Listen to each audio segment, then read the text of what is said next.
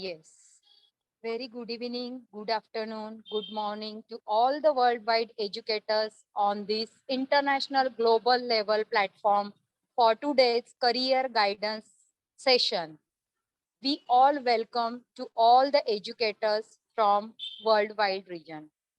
International Confederation of Worldwide Principals, ICWP, is a global organization of principals, directors, educators, and school owners of the school, college, university, and other educational organizations with purpose to facilitate knowledge sharing, empower educators and edu leaders, and instill leadership in the worldwide education sector.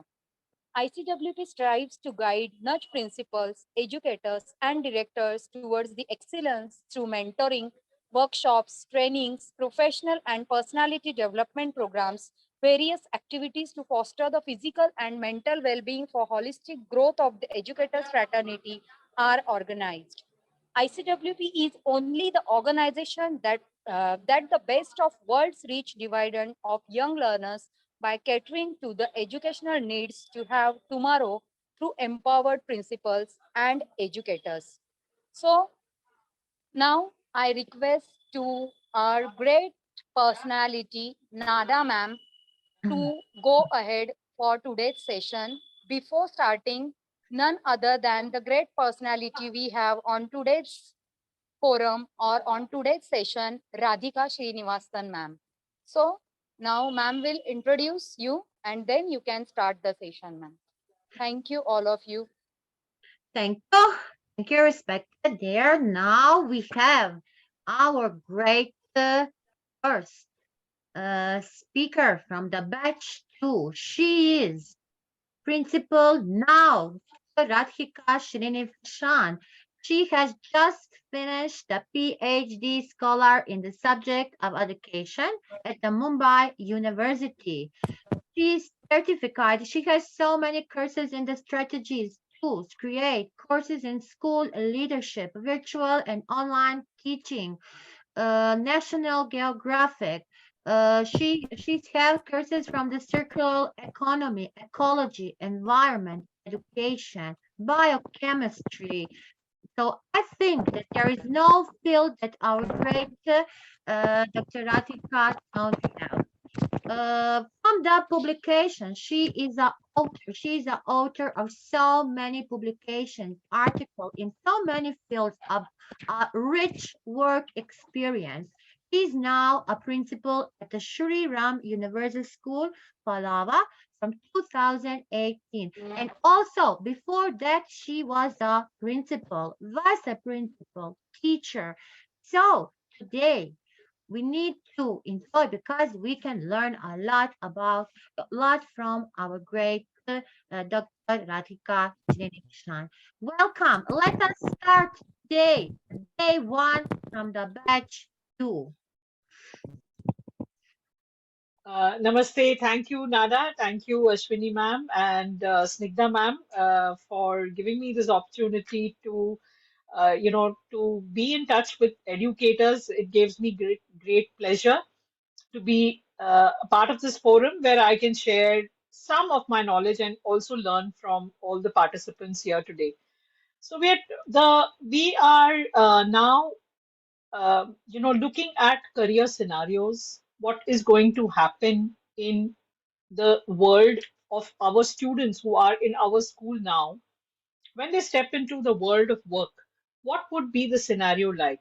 What kind of jobs would be in demand? What kind of courses would be in demand? What skills would be in demand? It's very difficult to judge because many of the jobs which were being done by humans earlier are now automated. We have artificial intelligence doing many of the things which humans were doing. So what is going to be the scenario? How are we going to prepare our students is not clear. But anyway, let's see what from the perspective of career guidance and from the perspective of guidance and counseling, what are the skills that we can offer our uh, students and how can we guide them to make the right choices? So I will just quickly share my screen.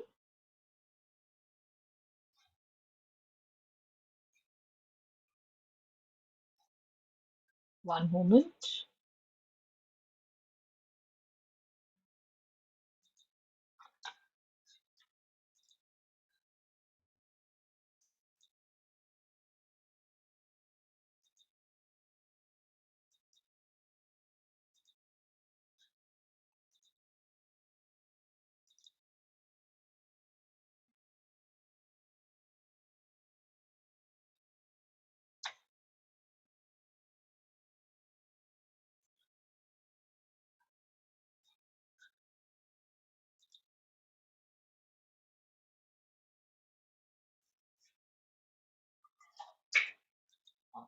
Just sorry, I'm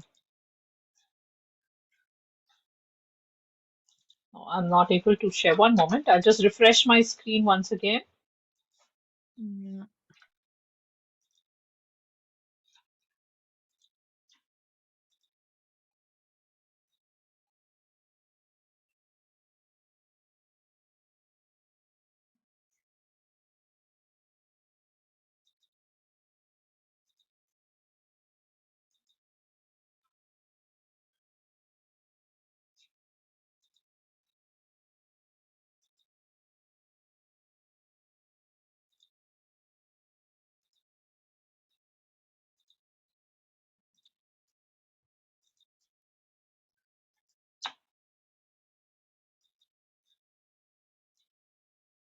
Okay, so here we go. I am just going to put it on full screen mode.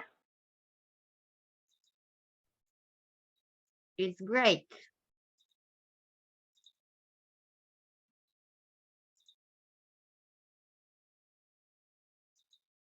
All right, so I think everyone can see Yes, my yes, screen. yes, we can. All right, all right. So, what is the meaning of guidance and counseling, and what are we going to cover in today's session? So, once again, namaste and welcome to all the participants from around the globe who are, very dedicated to come and attend these sessions so that they can be of value to their student community and they can share their knowledge with the student community. I think that is amazing commitment. So, uh, in today's session, we're going to see some of these. What is the meaning of career development? What are the steps? What are the challenges? What are the characteristics of a career coach? The process, and what are the challenges, etc. So, when we come to the meaning and scope of career guidance, Uh, I think the meaning and scope of career guidance has dramatically changed over the last decade. Oh, in when the career guidance profession or career guidance professionals started their practice, maybe you know, uh, not very long, maybe 2, 3 decades back, it only meant filling in college application forms, and it only meant some assistance in writing college essays and just giving a very, very brief introduction to what was possible in this realm of college of guidance and counseling. But the entire scenario has changed a lot. There are so many career options, and as guidance counselors, it's very important that we keep updated, that we keep, uh, you know, we need to have very accurate information of all the different career options that are possible and giving the right guidance to the students. So the entire scope of career guidance has changed dramatically. And because of that, it's very important for career guidance or career coaches or career mentors to ensure that they keep updated, that they keep, networked with each other. So when you look at the scope,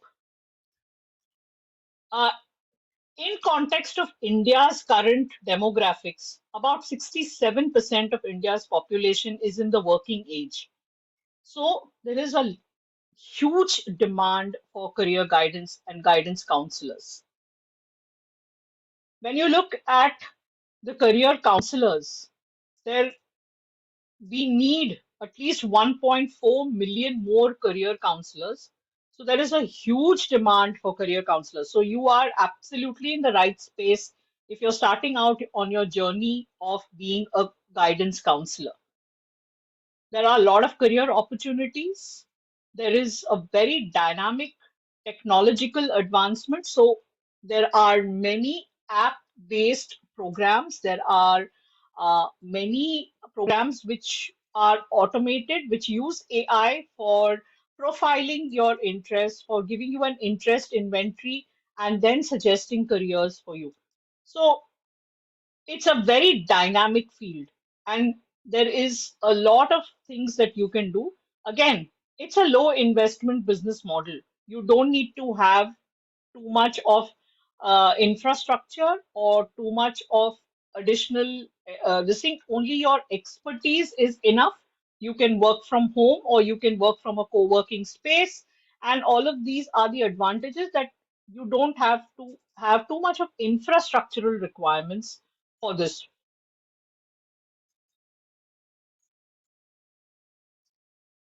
So the quality of an ideal counseling and guidance expert. So, career guidance expert or counseling and guidance expert, CGE, will should have the qualities of being able to explore, look at the interest, strengths, skills, and values. And your own strengths, your own skills will help you to navigate this path of career guidance for your mentees. So look inward, look for all those things which you have, and you will find the skills to help the students who will be approaching you for guidance. So a guidance and counseling expert will also be able to determine the interests, to recognize your aptitudes and your skills. They will be also able to evaluate your education. So, a very fair assessment and evaluation of your education will help. Like, is your degree sufficient to get you into this for a possible career? How many courses would you need? What are the credits that you need? All of that, it's very important to know and to keep yourself updated, because these things are very much changeable. Will help to recognize your personal qualities. That what are your traits, what are your strengths, what are your weaknesses, what are your unique characteristics, which would make you a successful in the career that you choose. So, if you don't have certain skills, if you don't have patience, then probably you should not be looking at being a kindergarten teacher, for example. So, what are your skills? What are your inner characteristics? If you don't, if you, your people to people interaction is an important skill that you need to have when you are a lawyer or when you are, a public speaker. So, all of these things is something that the career and guidance counselor will be able to help you with. Selecting your potential career areas and further research and exploration. So, explore, determine your interest, recognize your aptitude, evaluate, recognize your personal qualities, and then finally select certain career options for you. So, this is a whole process, and it cannot come, just like that. There has to be time spent with the mentee. There has to be time spent with the family to know and to suggest career options. Now, when you look at this diagram of the societal context of the career guidance and counseling, you can see that the double arrows indicate that each of the processes interlinked with each other, and the feedback from each process is also going to impact the process. So, this is like, for example, if there is a career related environment of individuals, which is society, economy, and institutions, it the career related challenges are directly going to impact that. How is a career guidance and counseling process going to all of these factors, outcomes and effects, the professionalism, the organization related. So if there is a demand for certain careers, that is what the guidance counselor should be able to predict and should be able to direct their students towards such careers. So all of these processes, the double arrows indicate that the feedback from these will affect the careers and the processes.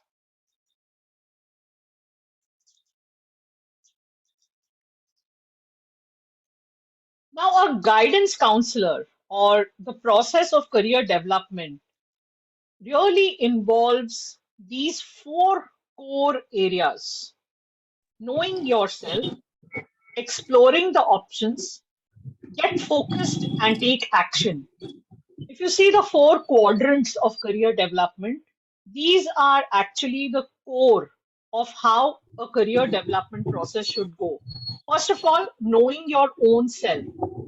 And in that, what are your values? What are the interests? What are your strengths, your traits, and your ambition?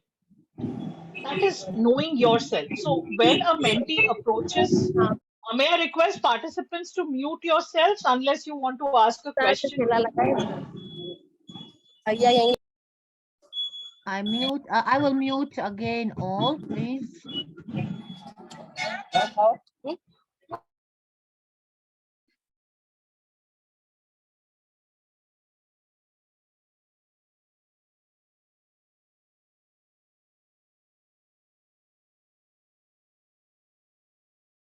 Radhika ma'am, you have to unmute yourself. Yes, please unmute yourself.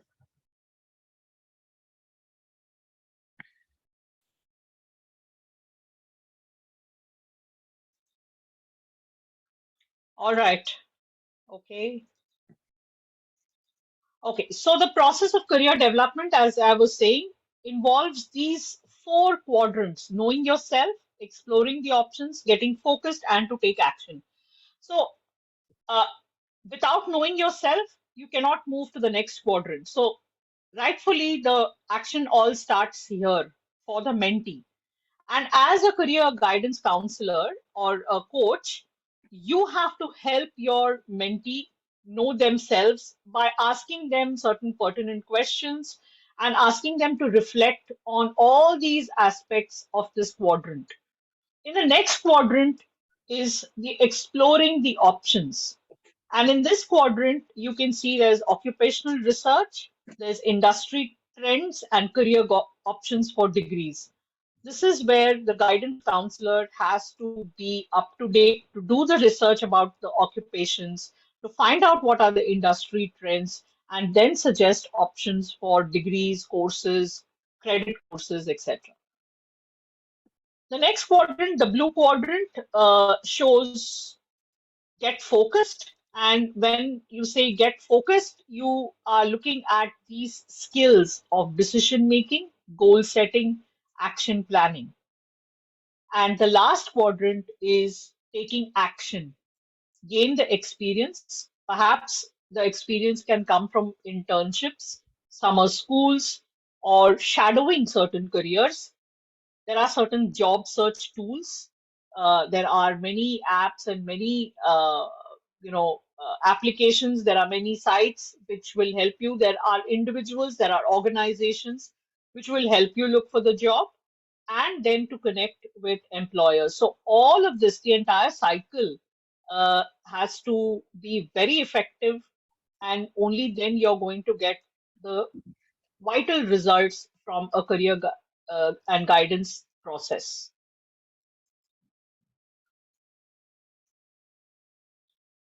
So, as I said, the steps in the career guidance process: evaluation.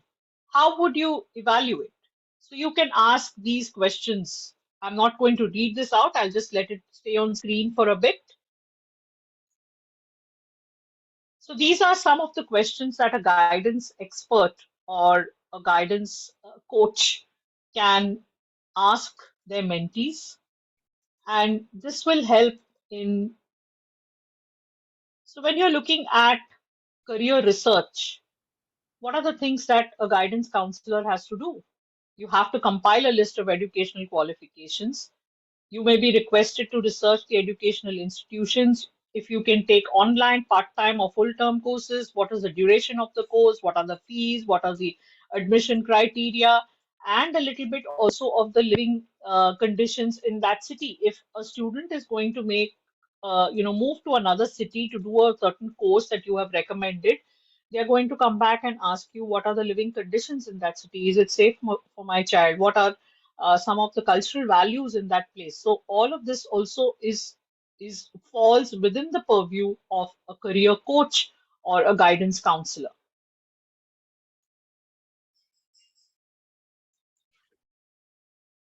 So market research, before you commit yourself, it is advisable to conduct market research and to find out if there is a current demand and if there would be a demand in the next 10 to 20 years. When you're suggesting a career for a student, it's not a short-term thing. It's not that you're going to suggest a career for only 4 years or 5 years. It's going to be a long-term, perhaps lifelong. So you have to be sure whether there's going to be a demand for that career even 10 years or 20 years down the line.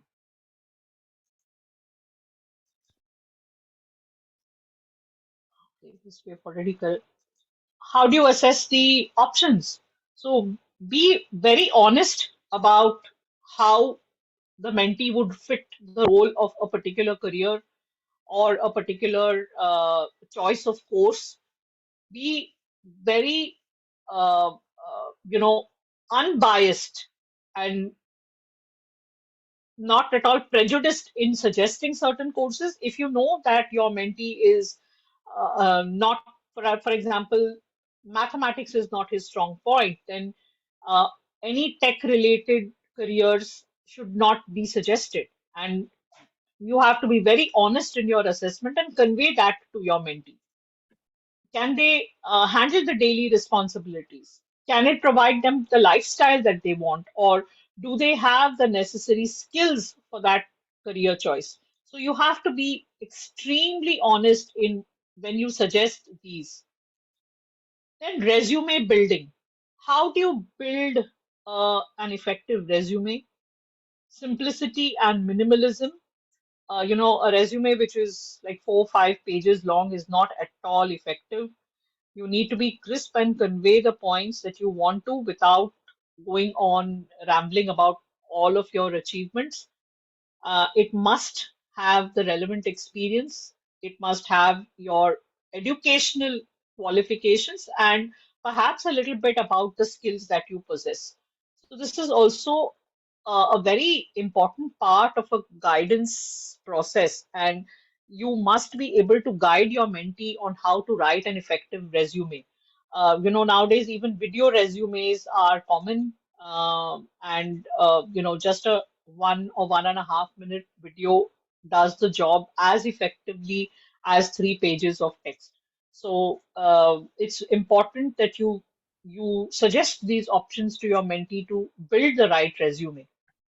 What are the internship options? So find out about the availability of internship opportunities or part-time work positions in the career, and also help the mentee to gain valuable experience about the world of work and get an insight into the world of work. And then the application process. So then finally, after you have gone through all these steps in the career guidance process, you have to direct them to the application process of that professional course, or the credit courses that you are suggesting. Now we come to the very important part of this discussion. What are the characteristics of a good career coach and mentor? So I've put it in in order of what I think should be the hierarchy of the skills that a career coach and mentor should possess. And I put empathy first, because if you are not empathetic and if you are not in total understanding of the situation that your mentee comes from, then it's not going to lead to a good rapport, and you're not going to be able to suggest the right career choice for your mentee. So, empathy, patience, preferably a background in psychology or social sciences, but this is not a hard and fast rule. You could be from any background and still be an excellent career coach.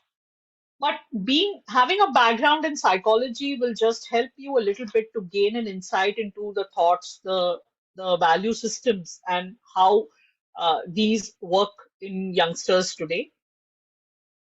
Very much conversant and in tune with the current scenario. So you must know what are the current trends, what are the preferred career choices of youngsters. You must have open conversations with them and be in a position to share your learnings effectively with your mentee. Very adaptable, approachable, amenable, should be a good listener, active listening. So, when you do active listening, uh, many of us, we hear things just in order to be able to respond. Whereas to be a good career coach, you need to be an active listener and keep, noting down all the points during your conversations with your mentees. A good career coach can help you ask different and better questions, can help you to challenge assumptions and beliefs, provide you with emotional support and energy, motivate you, and offer introductions to people within their own network. So it's very important that you network with other career coaches, with universities, with schools, for internships, for shadowing them, for so many opportunities. So, and the networking is extremely critical. If you have a good network amongst your circle, or if you have a good network amongst your peers, or amongst career coaches, or among educational institutions, you will be doing a great job of suggesting some things to your students, to your mentees, which perhaps they may not get otherwise, and that is what is going to make you stand apart from the other career coaches and mentors. You should be able to offer tools and resources in the areas needed.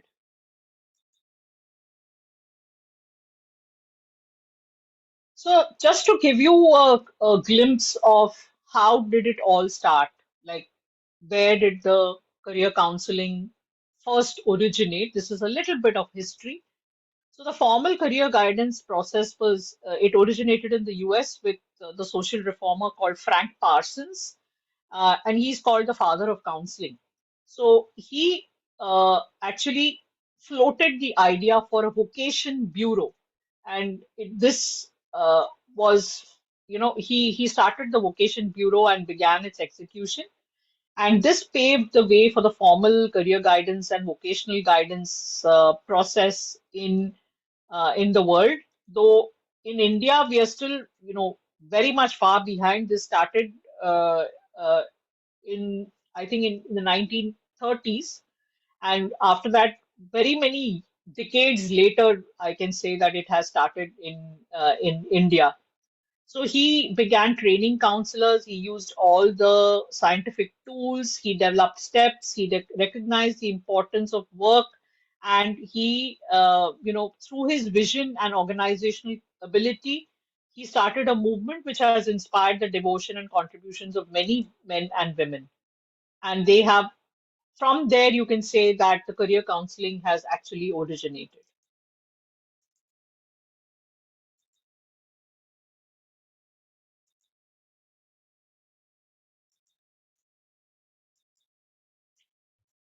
So, if you can quickly see that most of the very powerful counseling programs, or very strong counseling programs, have all are in these countries. The USA, UK, Netherlands, Sweden, Japan, and Australia have the most progressive and the strongest counseling programs.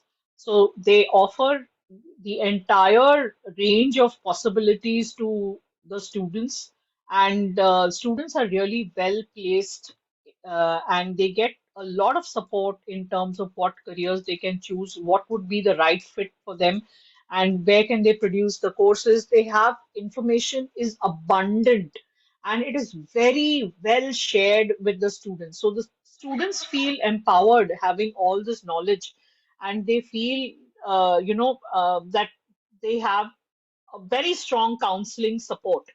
So other countries around the world, though they have good programs, but these are the countries which have the strongest counseling programs, and these are, the places, really the places where they can.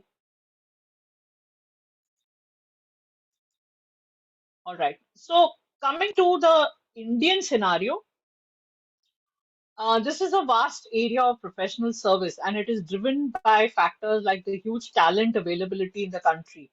As I said earlier, that we have 67% of our population which is in the working, in the domain of the workforce, and how we help our workforce, or how we help our youngsters to find their career niche is really it is the responsibility of a guidance expert and counselor. So, the higher education network, which comprises of the graduate, postgraduate, and multiple professional courses, there are many career guidance centers in India, and these are there are many policy level initiatives.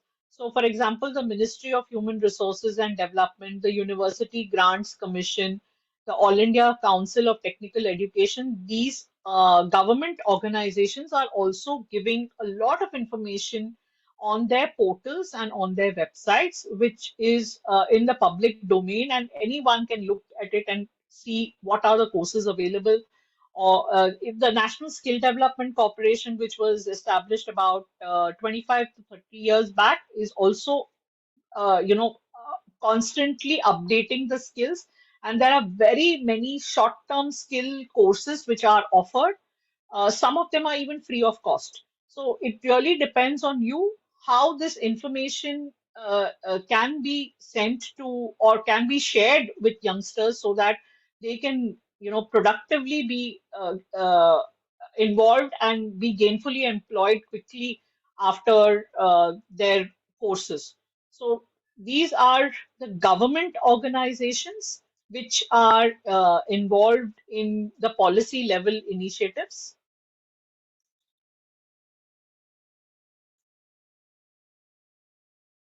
So, I put a slide, the Great Indian Talent Conundrum, because in in 2030 we have India's talent deficit. They predict that there will be 85.2 million people with a talent deficit, whereas the skilled labor surplus in India in 2030 is 245.3.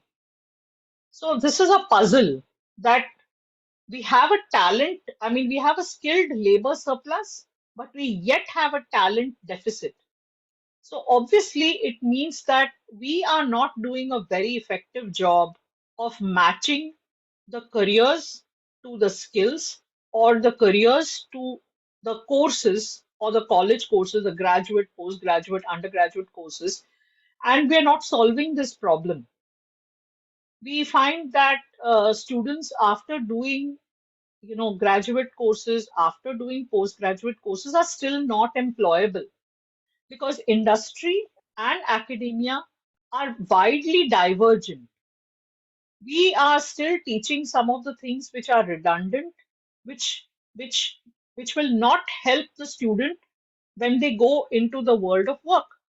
So obviously, this divide between academia and industry should be bridged, and it should be bridged quickly. Otherwise, we are going to have huge numbers of educated, unemployed people who will not be able to fulfill their life goals or be productive individuals. And that level of frustration is going to increase. So the foremost talent assessment and solutions company, People Strong's, this is the India Skills Report, which was generated by the Confederation of Indian Industry. And they refer to it as the Great Indian Talent Conundrum, that even in spite of having a skilled labor surplus, we are still, we have a talent deficit. We are not able to bridge this gap. So it is really the job of schools, educational institutions, and definitely career and guidance counselors to help bridge this gap and find out what are the areas that a student can be successfully and gainfully employed and become productive individuals to contribute to the nation's growth.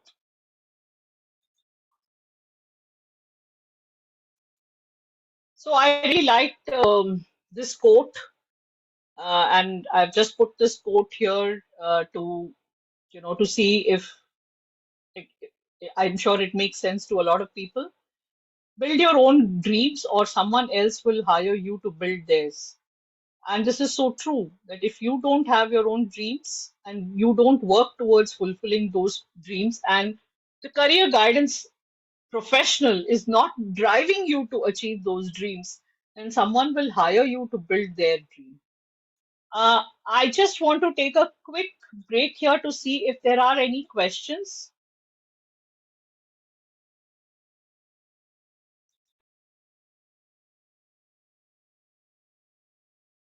I have a few more slides, just a couple, but I just want to break here to see if there are any questions until now, if anyone wants to No, ask any questions.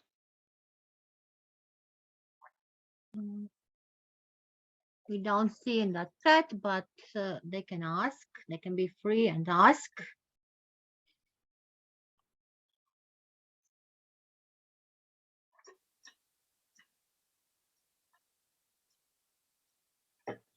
Does anyone want to unmute and ask any questions?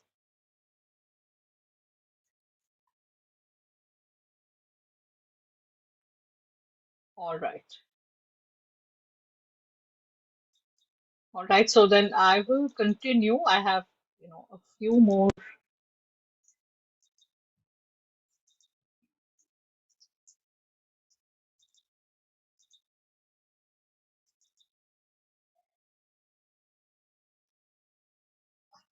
Now, coming to the challenges, the issues, and the concerns in the career guidance sphere.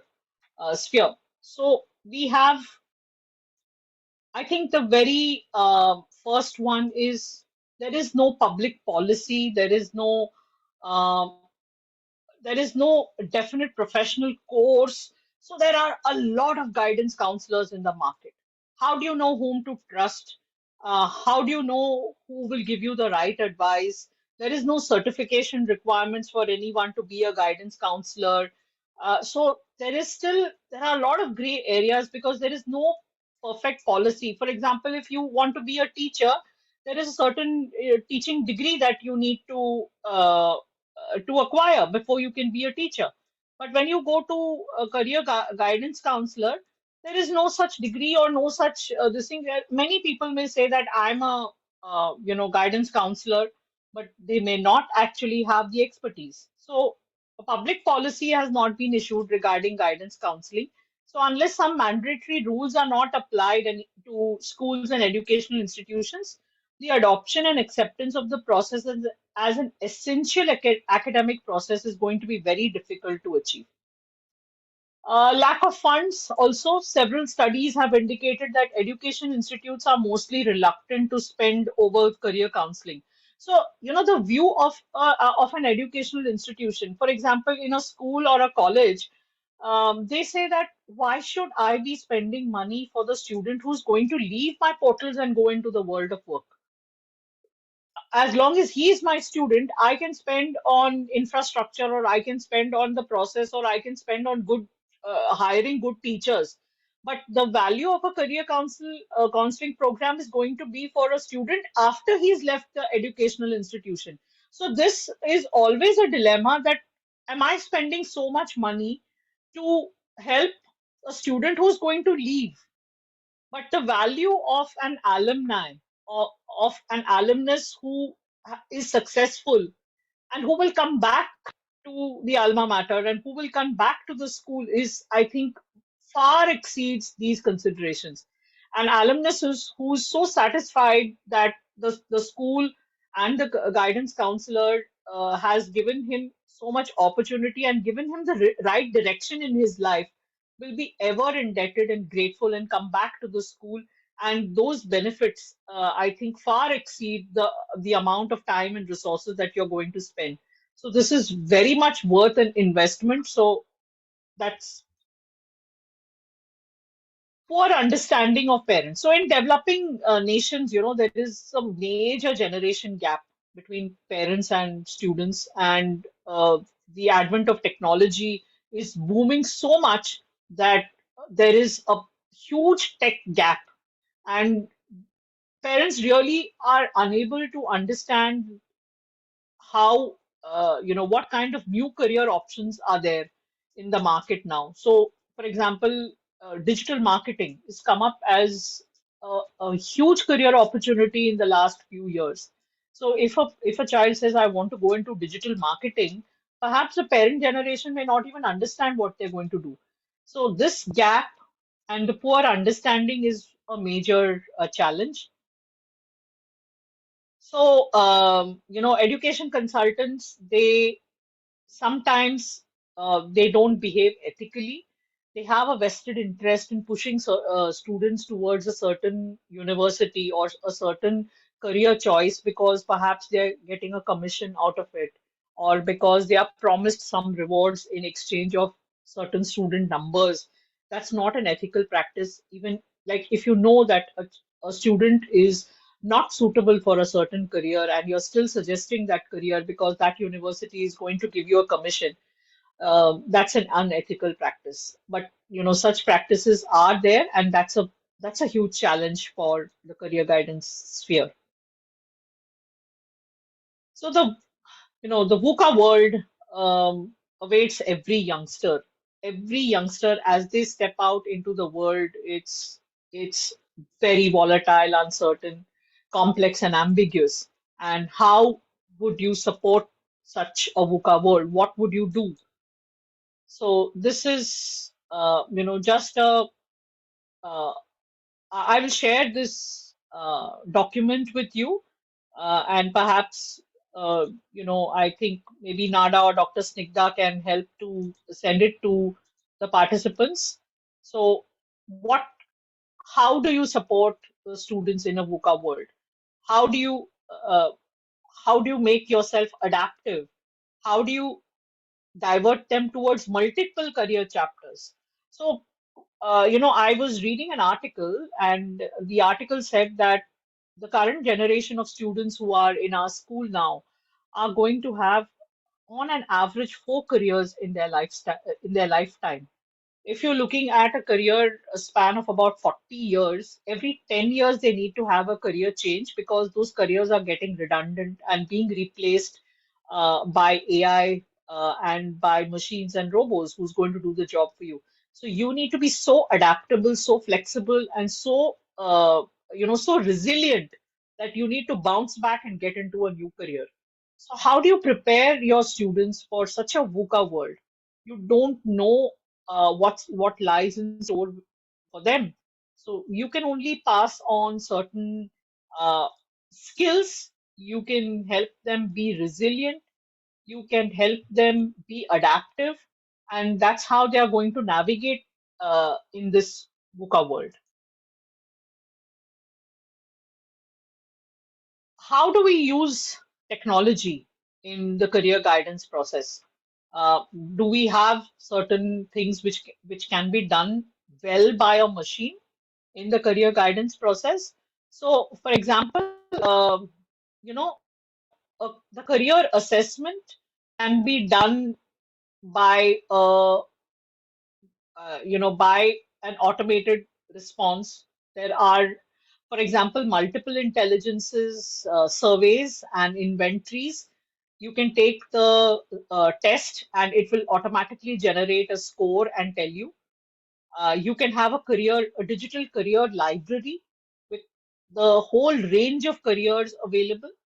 You can use things like Hootsuite, and you have career apps like Mindler, which will help you. There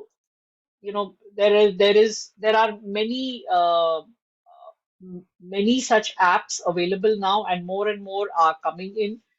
IC3 Institute has a course for this thing. They also have a rich resource library. So there are many upcoming tech-enabled platforms which you can use in your career guidance process. And that is very interesting that, some of those things which you need not do manually. An interest inventory is something which you can do. Multiple intelligence score is something which you can do. There are a lot of psychometric tests which can be done by machines, and all of these will help you in your domain of career guidance. I'm going to speak a little about the green career landscape. We are all, every day we are reading about climate change. We are reading about things that are happening to our planet. We are reading about loss of biodiversity. We're reading about forest fires. We're reading about carbon footprints. So, in the future, definitely green careers are going to be a big, big boon to the planet, and they are going to be hugely in demand. So we've all heard of white collar and blue collar workers. In the future, we are going to have green collar workers following these green careers, like any occupation which is dealing with conserving energy, developing alternative energy, reducing pollution, or recycling. So a solar panel technician, or a wind energy expert, or a hydropower expert, or a tidal energy expert, or these careers are definitely going to be in great demand. So, we should encourage our students to look at such uh, career options for their future. So, for my presentation and my research, I've used these websites. uh,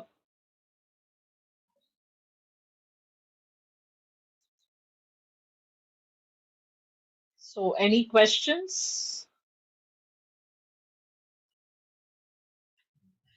That is the end of my presentation. Thank you. This is my email ID. If anyone wants to get in touch or has any questions even beyond this. uh,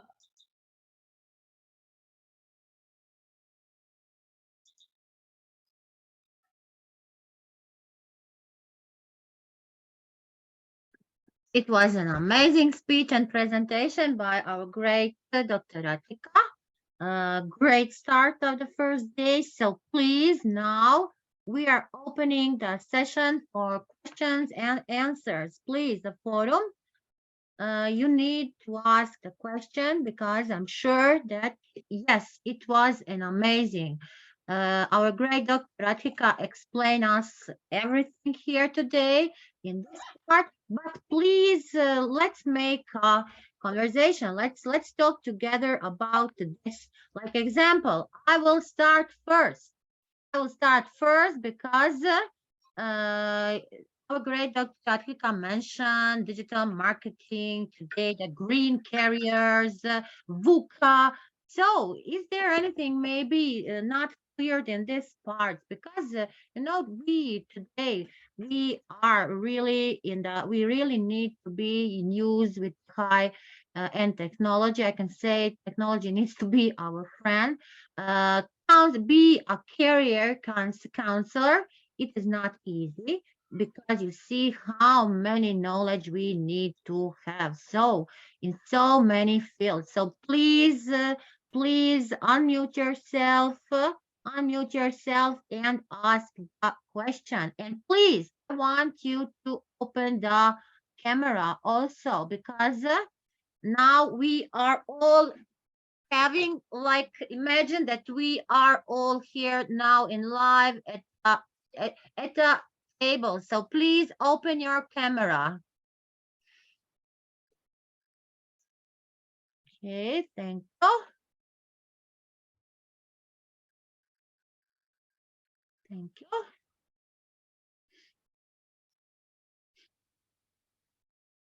Ambassador Tafenda, do you have any question? Please use this opportunity. Use this opportunity because I said our Dr. Radhika is, I can say she has so many knowledge, a library. She's a library, dictionary, everything. Ask.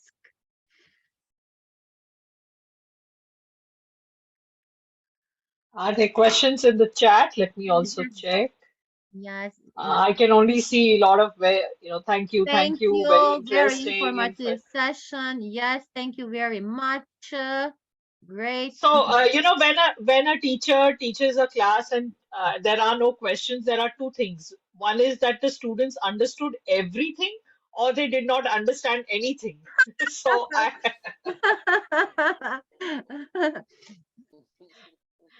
So I'm going to think that everyone has understood everything. So, no, no, I would just want to add on to this, Radhika ma'am. If the Yes. students have understood everything, then there should have been much more and more questions. Because once you try to understand something, you will get the gaps to understand something so that there will be certain questions. So this very evidently shows that the students aren't able to understand what the concept is exactly about the career counseling, right? So they might be having lots and lots of doubts. I feel they are feeling hesitant to ask the questions. So there's a saying, there is always a saying in here, my friends. Ravi, we have one great participant who wants to ask. Yeah, Go please. ahead. So thanks so much, Doctor, for the presentation. Things have been very clear to us. Just that the experience you shared, most of the things you shared are focused on India, okay, on India. And it's true that we have the same problems in developing countries. And it is quite difficult. You know, people don't understand this concept of career counseling. And most of our schools, okay, they don't buy it. They don't buy that idea. Because as you said, the results are not concrete. You can't see immediately, okay, it's a long run concept that you use to achieve something. But how can we really let people understand the importance of this so that they will invest in it? Because people don't want to invest because the result is not just evident, just immediate. So how can we convince them Yes. that this is important? Because is that the way we are going to create a job for people who get Yes. involved in this part. But people don't understand it seriously and they don't want to put money in it. How can we really let them No, understand that so so as I said, if you network and if you start networking with a group of counselors from across the world, and yes. like for example, if your student wants to go to Nada's country or to India or to Sri Lanka or any other country, and you are already networked with each other and you offer that Okay. experience, start small, start with five Oh, okay. students. Okay. Tell them Okay. that I will Yes. work with five students. And once you are successful with those five students, Okay. those five students only will become your ambassadors, and the next Oh, year it okay. will increase to. Okay. So just say that I want to counsel any five students of this batch of high school students. Okay. And once you're successful, those students will also come back and speak about the program, Mm-hmm. and you will also be able to convince the parents about the program.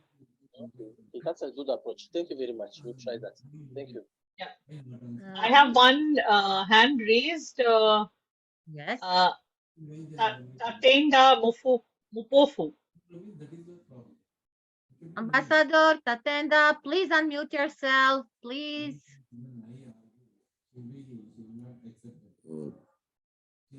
Thank you. Okay. The question that I wanted to ask is Yes. that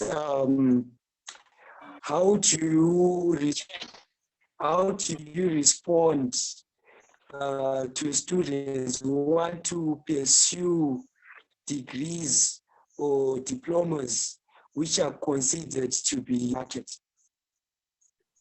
Considered How to can be? those students The market, to the market.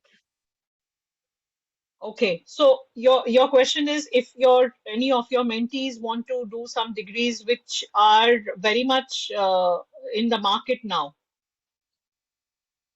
Not in the market anymore. Or not in the market anymore. Yes. Okay. So as I said, everything is very uncertain, and we are only predicting what is going to be a valuable career. Uh, but a little bit of research and reading, there are like the World Economic Forum is always having a lot of blogs and a lot of articles based on skills, based on what would be, like, for example, they have a list of 10 skills which are most relevant for the 21st century, which include problem solving, critical thinking, creativity, people management, emotional intelligence. And their prediction is that these skills are going to be there for the next 30, 40 years. So if you focus on skills, you must always focus on skills rather than focus only on careers.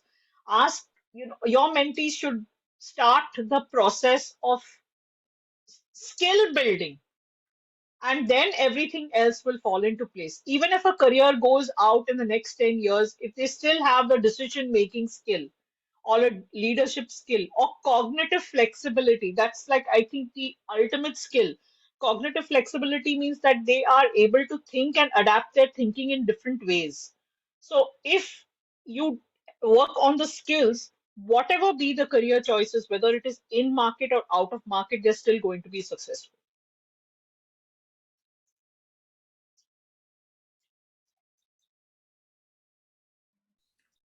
I would add on this point that if the counselor himself or herself is capable of getting into the adaptability change, because the mentee who will be your mentee, he or she might not be having such a wide knowledge, or he or she might not be exploring the options that are available.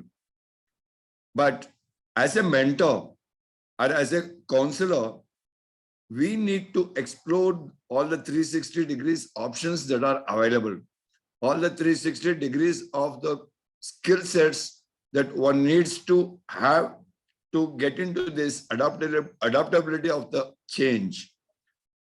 That only then this career counseling can be a successful one. Because we as the career counselors, we are the game changers. We should change the game rather than playing with the counselors' goals and counselors' ambitions, right? So if we can bring in the change in the counseling to get into the adaptability of changes and the change of mental status, the set mindset, to get it changed and get adapted to those particular situations or the circumstances that may exist in the future, then the career counseling would really be a successful part for you. Thank you. Thank you, Ravi sir. Yes. We have one hand, Miss Lakshmi Sharma. Please, do you want to ask a question? We see you raise your hand.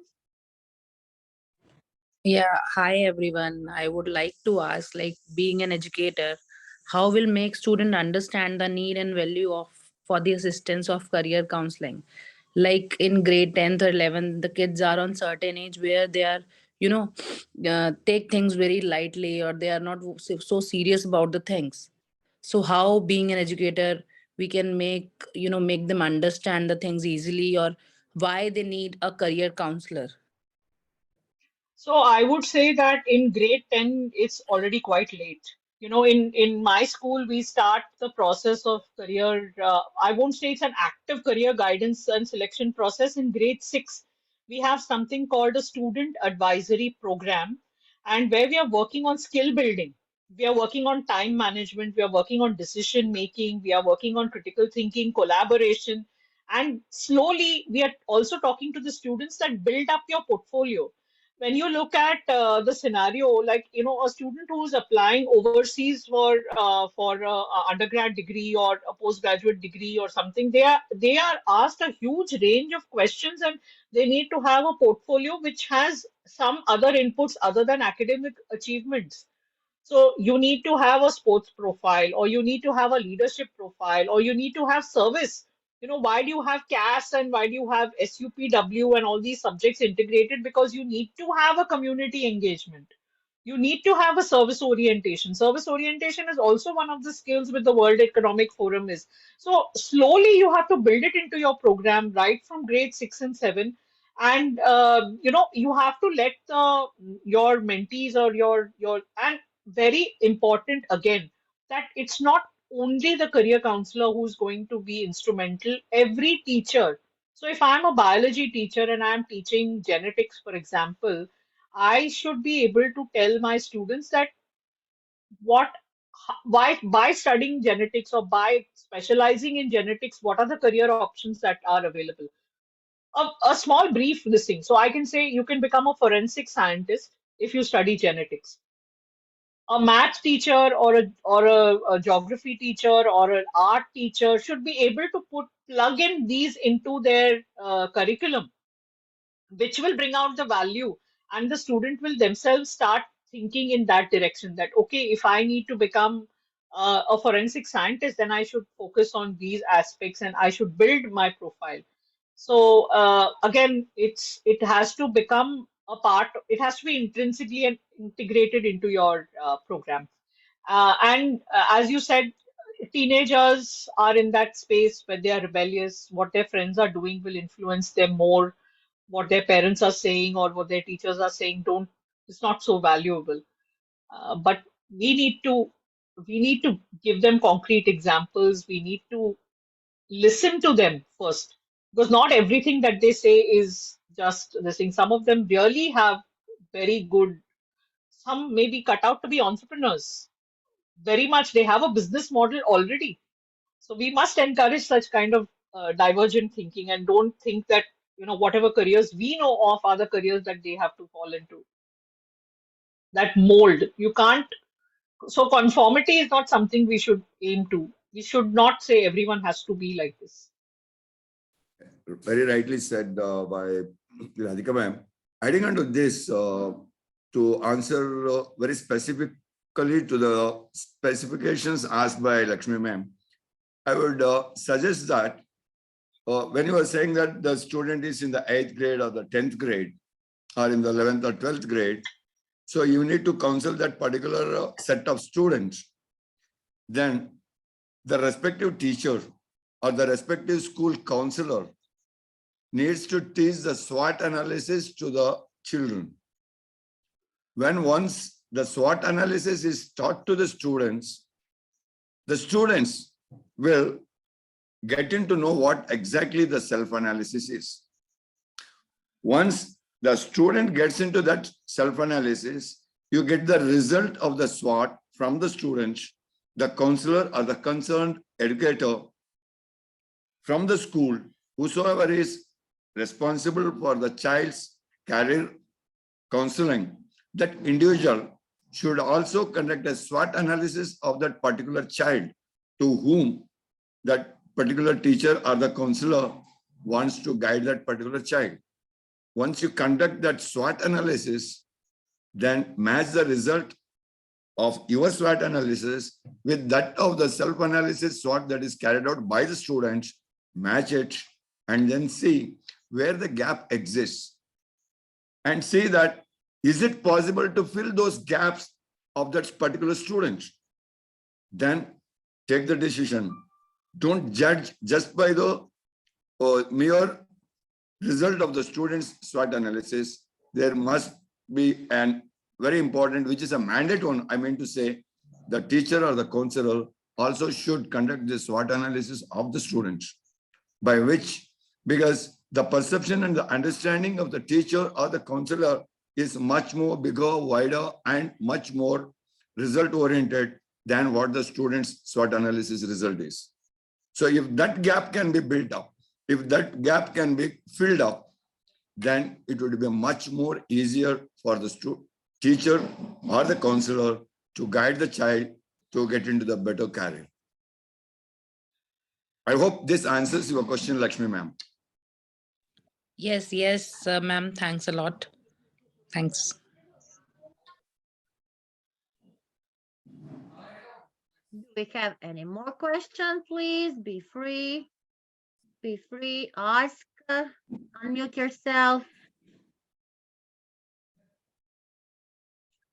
I don't see. Nobody's Just not. feel free to ask the simple questions, because Yes. these simple questions would be the most dangerous ones that we keep in our mind. Once when they explode, you will not be able to solve the harder questions also. So don't think that this question is simple. It is like an atom bomb. An atom is the smallest particle, whereas a bullet from a revolver or a gun, which is of a huge size, that might wound a person, but it may not kill the person. But an atom bomb, it will not wound the person, it will kill the person. That is the danger that we have to understand, where we have that small doubt in us. So always try to clear that smallest of the smallest doubt in us. Then we can clear all the biggest doubts in our mind. Yes, Mr. Stephen. Stephen from Zambia.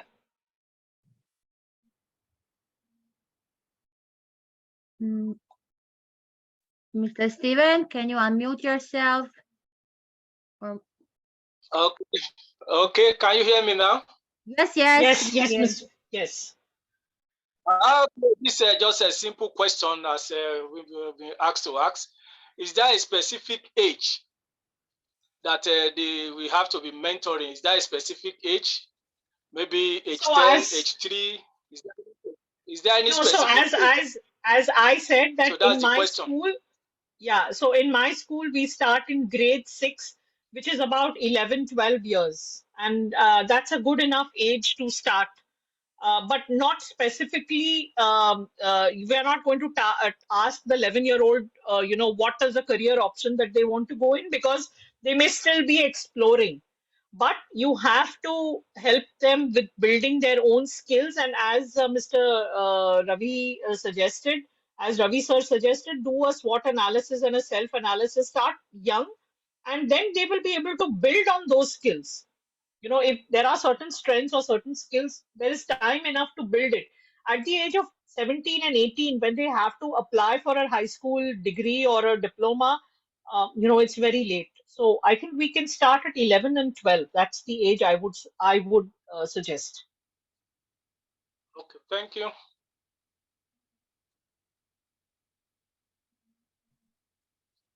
Any more? I don't see.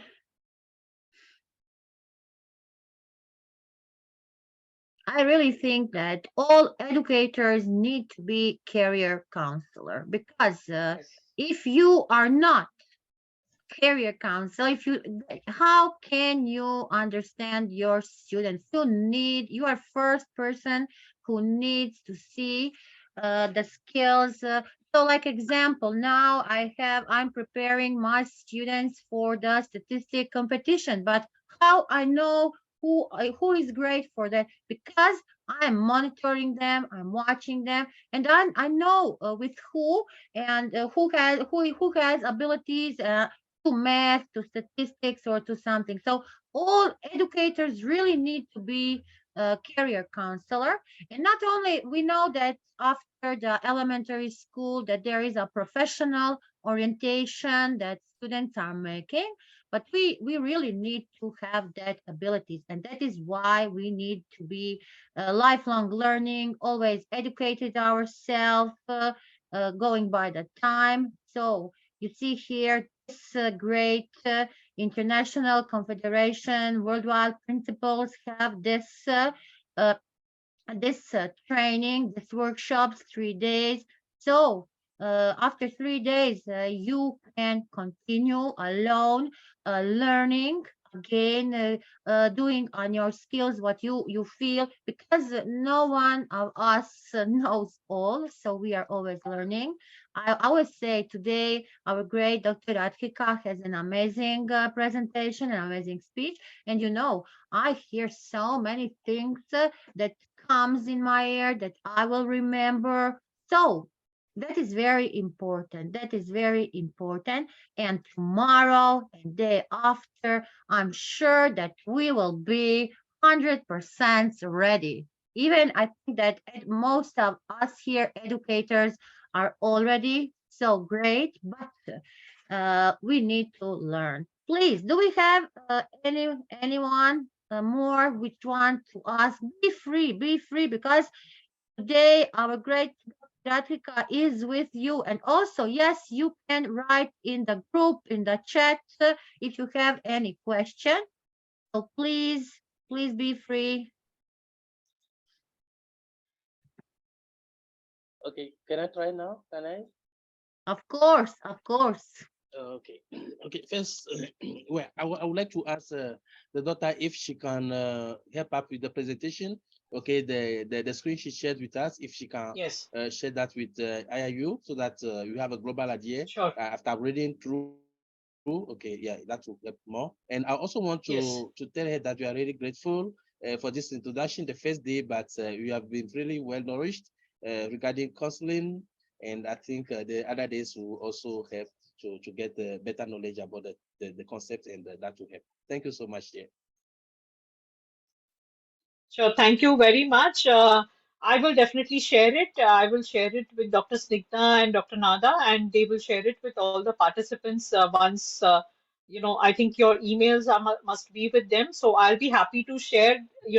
This is something which I have created from the resources that I have found. It's not, and I feel that the more we share, the more we will receive.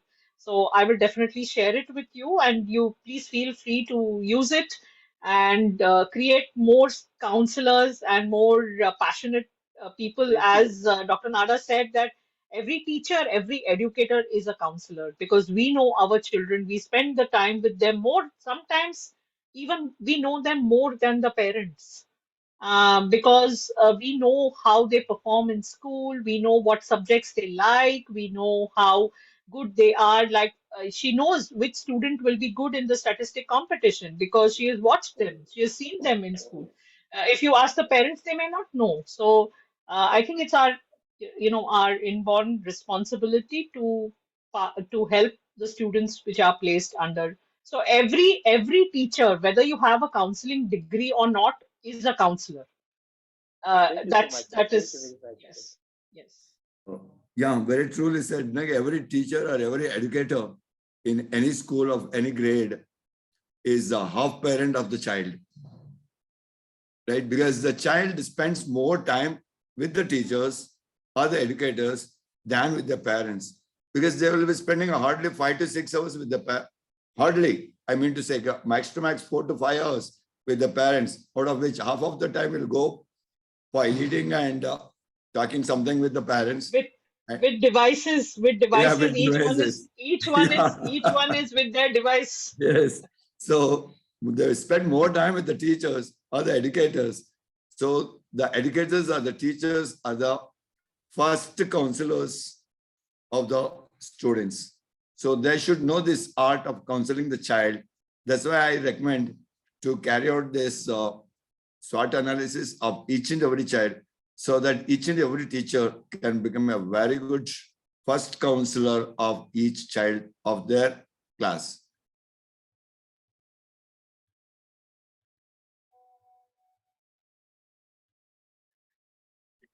So great. All right. So great session. Thank you, Saravi. Saravi, you have great answers always. Our great Dr. Radhika, please, if anyone have anything more to ask. So let us know this. I'm recording this session.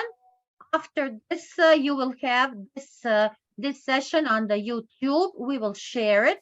You will have the recording. So I think that the need of presentation is not, because you can watch, you can listen, you can always stop. So it would be like more or less than a live session if you watch the video.